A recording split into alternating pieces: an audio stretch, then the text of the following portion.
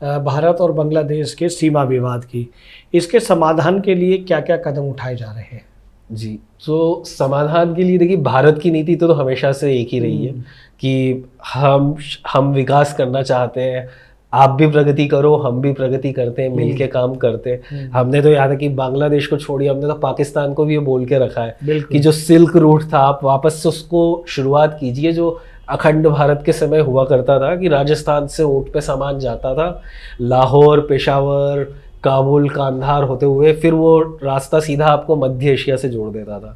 तो भारत ने तो अभी तक, मतलब एक ये कह लीजिए कि जब तक ये उड़ी अटैक नहीं हुआ था तब तक भारत ने उस चीज़ की वकालत की थी कि आप वापस से जितना, क्योंकि ये बात सही है, एक अर्थव्यवस्था का जो क्षेत्र है, यूरोप में देखिए आप कितनी लड़ाइयाँ हुई है पहले, बिल्कुल। लेकिन वो लड़ाइयाँ बंद हो गई। क्यों? क्योंकि यूरोपियन यूनियन बना, ट्रेड सिस्टम शुरू हो गया।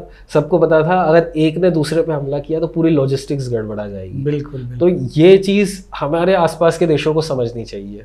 अब भारत तो समझ रहा है, और भारत समझ रहा है इसी वजह से देखिए आईमेक कॉरिडोर तो स्टार्ट भी हो गया। पर देखिए दुर्भाग्य यही है कि आईमेक कॉरिडोर भारत से डायरेक्ट सऊदी अरब को जोड़ रहा है। अब कितना अच्छा होता है यदि पाकिस्तान इस बीच सपोर्ट कर रहा होता। सोच कर देखिए, अफगानिस्तान में राजनीतिक स्थिरता होती, ईरान में राजनीतिक स्थिरता होती, तो ये सब भी इस कॉरिडोर का भाग बने होते। और जो सऊदी अरब आज उसके लिए क्यों इतना ज़्यादा ललायित हो रहा है, क्योंकि उसकी डिपेंडेंसी हट जाएगी ऑयल से अगर ये कॉरिडोर बन जाता है। वही इन लोगों को बेनिफिट मिलता उसी बात का।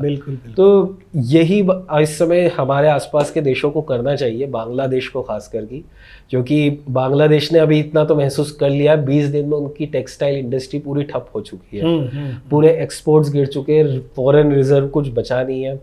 तो ऐसे स्थिति में बजाय कि इस चीज़ पे गौर करने की कि हमारा मजहब क्या है, हमारा तो हिंद महासागर पार करके अरब महासागर होते हुए जो पाकिस्तान है उसके साथ हमारे टाइज है, ना कि जो जमीन जिनसे जुड़ी हुई है उनसे टाइज होंगे। तो जब तक ये तो लॉजिकल बातें हैं, मतलब शायद जो राजनीति में जिसका पहला दिन होगा वो भी इस बात को समझेगा कि क्या बांग्लादेश को नहीं करना चाहिए और ये क्यों कर रहा है। बिल्कुल। तो इस चीज़ पर बांग्लादेश का फोकस होना चाहिए। बाकी भारत की नीति तो अभी वसुधैव च कुटुम्बकम, सर्वे भवन्तु सुखिनः, वही भारत तो अभी भी उन्हीं रास्तों पर बैठा हुआ है। बट इससे पहले कि भारत के रास्ते बदल जाए, आसपास के देशों को उस चीज़ से समझ लेना चाहिए। वाह वाह, ये कहें कि चेतावनी है आसपास के देशों के लिए, समझ जाना चाहिए। और एक इंडिकेशन है कि, क्योंकि एक धैर्य की भी एक सीमा होती है, एक सहनशीलता की भी सीमा होती है।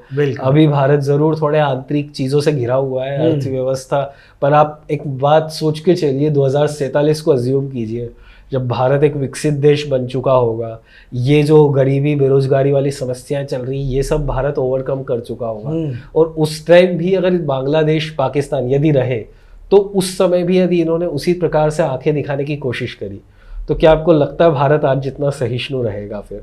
क्योंकि उस समय फिर भारत में भी यही मांग उठेगी कि ठीक है, अब आप तो जवाब दो, जो सरकार जवाब देगी हम उसे दिल्ली में बिठाएंगे। वाह। तो वो चीज़ शुरू हो चुकी होगी भारत में। तो काफ़ी कम समय बचा है, मतलब काफ़ी लोगों को लग रहा है कि भारत के लिए चुनौतियाँ खड़ी हो रही है, पर असल में चुनौतियाँ खुद उन्हीं देशों के लिए खड़ी हो रही है। वाह वाह। ये वीडियो YouTube पर देख रहे हैं तो हमारे चैनल को सब्सक्राइब करें और बेल आइकन को दबाना ना भूलें। अगर आप Facebook पर ये वीडियो देख रहे हैं तो हमारे पेज को लाइक करें।